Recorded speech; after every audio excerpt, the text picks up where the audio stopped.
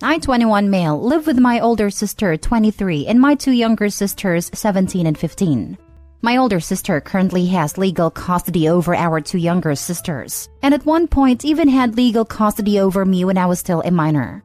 She basically gained custody of us all when she was 19 because our mom was an addict. My mom is currently going through end-stage kidney failure, assumingly because all of those years of not taking care of herself caught up to her. When she first started going to dialysis about 5 months ago, she put me down as her emergency contact. And at first, I just sucked it up and dealt with it because she doesn't have anyone else in this part of the country. And my older sister doesn't talk to her for reasons you can't imagine. However, yesterday when the clinic contacted me and I had to pick her up, I informed her that she needed to put someone else down because I wouldn't be answering those calls anymore, after she had her family members leave threatening messages to my older sister. This angered her, and she started going on about why I didn't love her anymore and when I stopped loving her. So I told her the exact moment I stopped loving her and respecting her was when I was 13. I had just entered high school. I was big into football and the coach at the time was brutal. He was making us practice 2 times a day at 5 a.m. and after school. I told her how I woke up one morning and she passed out on the couch off of whatever substance she was using at the time, and my older sister, only 15 at the time, was freaking out because we had no food. We never had any food. She was freaking out thinking I was going to pass out from all of that practice and barely eating. I tried to assure her that I would be fine, but she went into that kitchen, grabbed the only things we had, which were 2-day-old almost burnt rice, salt, a can of green beans, and half a chicken breast, and made me and our siblings an entire fried rice meal. She made sure I ate that morning, and I ate that meal on my way to practice crying. She had to stay home from school that day like she did most days, to send younger sister off to school and to be there to pick them up. When I got home from school that day, my sister was in the kitchen cooking dinner, and there were some groceries in the fridge that she brought with the money that she got from selling her rings that our grandma gave her to some sketchy guy that used to hang out at the convenience store, all while mom remained high and passed out. I told her that's when all love and respect for her vanished. She cried and told me that I was evil, that I'm having a moral conflict because I'm wondering if I should have been softer with her. Am I the a-hole? Info: my dad passed away of an overdose when I was 8, so he was really no better than my mom. Not the a-hole. You aren't evil. Your mother's neglect was. I wouldn't be answering those calls anymore after she had her family members leave threatening messages to my older sister. Time to go no contact with your mother and these family members. Good luck. Also, OP, I know there is some pressure because she's dying, but she left your life and role as a parent a long time ago. Do not feel guilt of any sort for cutting contact at this time. You can continue to make peace with what role she played in your life on your own. You do not need to subject yourself to more of it. Release yourself from that responsibility. Agreed. If she wants you to be at her deathbed but she never apologizes, don't go. You're letting her trample all over you one last time in her own way. You're letting them get their say on the way out without ever showing contrition.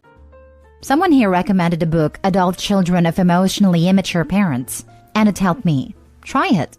You have a lot of resentment. Write a letter to your mom and your dad if he's around, with all your feelings in it, and then burn it for catharsis. As you watch the flames, focus on letting go of that hurt and resentment. Thank you for the recommendation. I'll definitely look into getting that book. As for our dad, he passed away of an overdose when I was 8.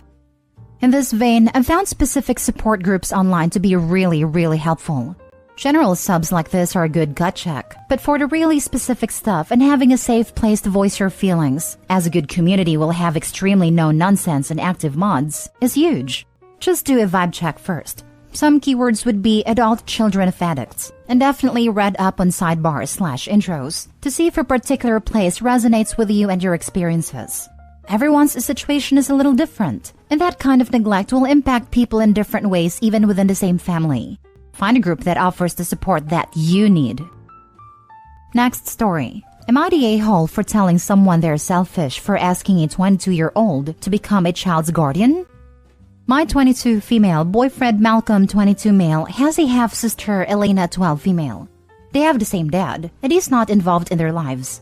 Their moms became close friends and they were raised seeing one another, but Malcolm's mom moved abroad a couple of years ago. Elena's mom, Sandra, was diagnosed with cancer last year. She went through treatment, but it's been determined that there's nothing they can do but make her comfortable and Sandra will pass sometime this year. She has no family, so Malcolm has spent a lot of time helping care for Elena, driving her to school, making the meals, etc. Recently, Malcolm sat me down. He said that Sandra asked to speak to him. She said she understood if the answer was no, but asked for him to take on custody of Elena, sooner rather than later. That way, she could adjust to him being her guardian before she passes. Malcolm would move in with them. Sandra had a sizable life insurance policy and an account to help him care for Elena. To my surprise, he agreed to all of this without consulting me. I pointed this out, and he said we've only been together 6 months, so I asked if he didn't feel too young for all this. He said sort of, but to do it for Elena. Without further discussion, he subleased his apartment and moved in with Sandra and Elena. Saturday, I stopped by to pick up Malcolm for lunch. He hadn't returned from work yet, so I was waiting with Sandra. We were making small talk, and she mentioned how grateful she was for Malcolm and that he was a sweet boy. I asked if he was really her only option. I mentioned his mom, and Sandra said Elena's losing enough. She doesn't want to force her to move abroad on top of everything. She also doesn't feel right asking Malcolm's mom to move back. I said I found the whole thing a little selfish. Malcolm is only 22. He shouldn't be tied down raising a child. Sandra got defensive and said she wished she didn't have to ask him. Plus, he said yes. I asked what else was he supposed to say. Sandra told me I was upsetting her and asked me to leave. Malcolm called me later, screaming at me. He said that I upset Sandra. I said I was trying to defend him and point out options she may not have thought of.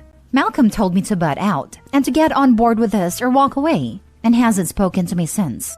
I saw Elena at the mall on Sunday and she just ignored me. My mom told me I screwed up big time. Am I the a-hole? You're the a-hole. I swear to God, if I see one anti-A on this thread, I'll lose my faith in humanity. You should listen to your mother. Sounds like she's a smart woman. Malcolm got lucky. He just got a glimpse into your soul when you let your mask slip. It is twisted under there. And cruel. For God's sake, harassing a dying woman? Really? And shameless about it no less. Lucky for him he saw that early on and hasn't spent years of his life with you. I'm genuinely confused why he hasn't made a clean break yet. Maybe he has and just can't be bothered to inform you. It's one thing for the OP to break up with Malcolm because she feels too young to help raise a child or be in a relationship with someone raising a child. But what an a-hole to think she has the right to interfere after just 6 months of dating. I think he has dumped her. I suspect get on board with this or walk away meant that if she didn't call with an apology, he was assuming she was walking away. You're the a-hole. You've been seeing him for a few months. That is his sister. It's not up to you to decide it is selfish for a dying mother to ask family to become a guardian. Honestly, you are not only selfish, you are asking a family you barely know to uproot a child who is going to lose her mother, to move that child abroad so that you can have your boyfriend all to yourself. Selfish, entitled, and arrogant all in one move. Fact is, this mother has a death sentence.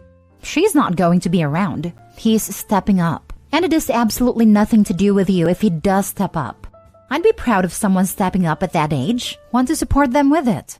The fact you don't shows so much selfishness. A 6-month relationship is not more important than his little sister who is going to lose her mother. Next story. Am I the a-hole for resenting that my sister was cruel about my pregnancy but is celebrating our sister's pregnancy? This involves me, 26 female, and my sisters Abby, 28 female, and Megan, 31 female. I had a baby at 16, which I know isn't great. But accidents happen, right? I do not think I was a bad person for this happening. I took responsibility and was committed to raising my son and being a good mom. My parents supported me as best as they could by babysitting and helping with finances, even though that came from my college fund. However, Megan, who was still in college but still living at home, made it clear that she was not supportive. She said she would not babysit or even watch my son if I needed to shower. She said she wasn't going to suffer for my mistake, which hurt me so much. Abby babysat for me sometimes and was happy to watch my son when I needed a rest. I badly wanted a baby shower and to feel celebrated even in a small way, but my parents said they could not help as they were stressed about the situation. I didn't have many friends, so I asked Abby and Megan. Abby was sympathetic, but Megan said she wouldn't help out at all. She told me that a teen pregnancy was not something to be celebrated. Abby just kind of followed what she said, and I ended up never getting a baby shower. I always kind of regret that because I doubt I'll have another child. Now I'm doing okay. I graduated from community college. I have an apartment where I live with my son, and I have a good co-parenting relationship with his dad. Abby announced her pregnancy some time ago, and her baby shower was this weekend. Of course I went. She made a little speech and thanked Aunt Megan for organizing the entire thing. Megan was so bubbly and happy and said how excited she was for Abby's baby. I got upset and quietly left to not make a scene. Megan came inside and asked what was up. I told her that I was hurt that she would do all this for Abby but nothing for me. She awkwardly said they were two different situations and I shouldn't make this a big deal in Abby's day. We got into it, and I ended up leaving early and Abby called to find out what was going on. I told her, and she felt pretty bad. Am I the a-hole?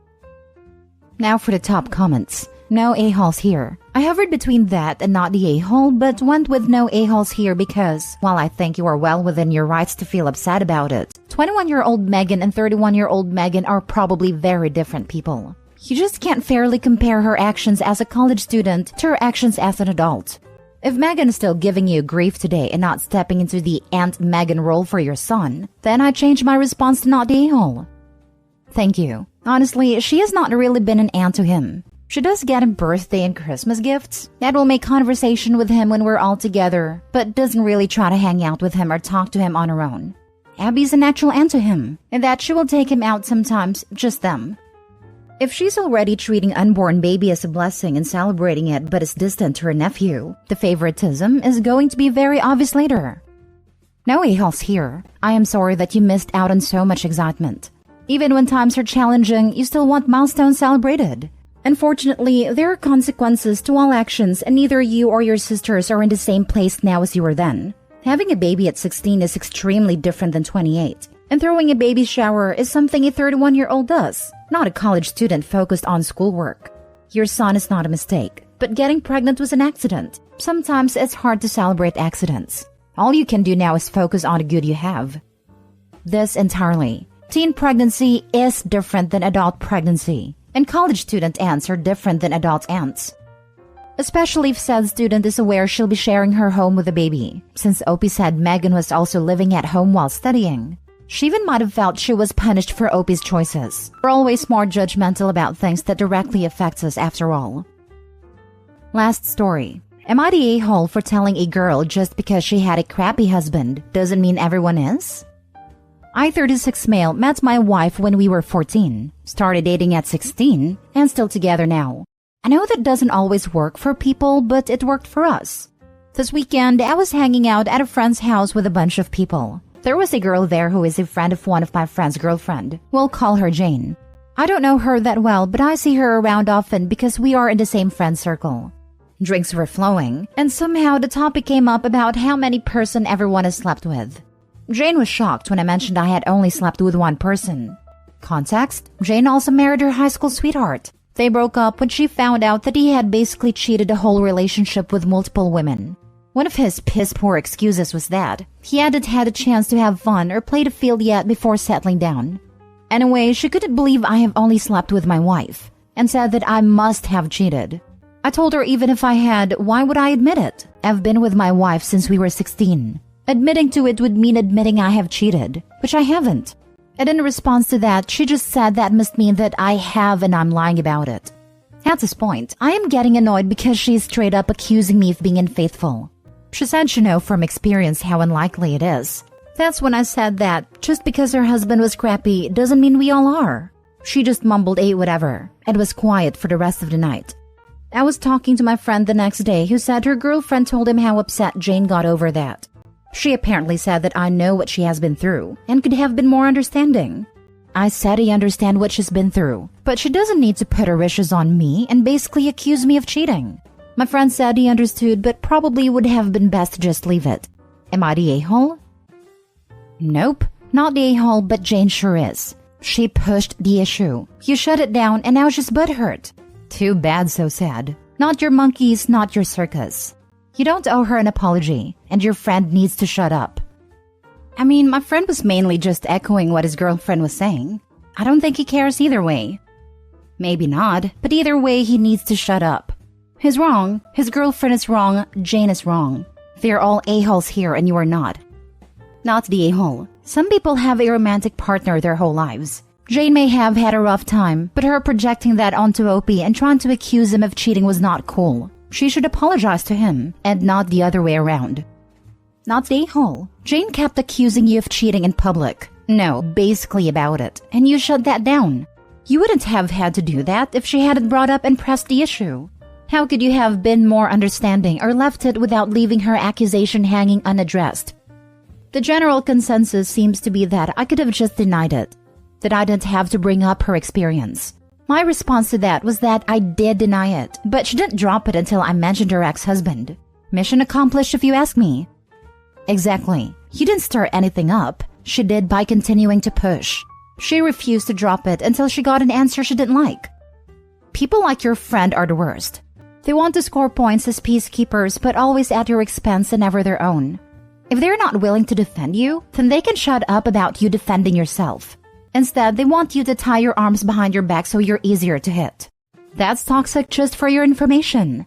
You're allowed to defend yourself with the same energy being thrown at you, especially after you first tried to defuse the situation. Stealing this because I always have a hard time explaining that people are too cowardly to stick up for someone, then they don't get a say in how that someone sticks up for themselves, especially if they aren't in the wrong.